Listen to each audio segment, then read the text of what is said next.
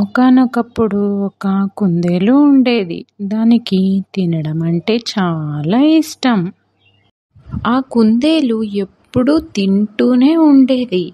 ఒకరోజు దానికి ఎంత తిన్నా సరిపోలేదు. ఇంతలో తన కుందేలు స్నేహితురాలు అటుగా వచ్చింది.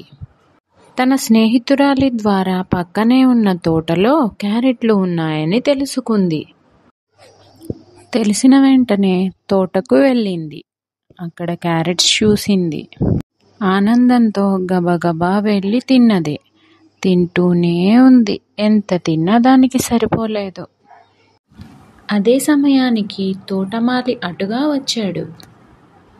తోటమాలిని చూసిన కుందేలు గబగబా పరిగెత్తటానికి ప్రయత్నించింది.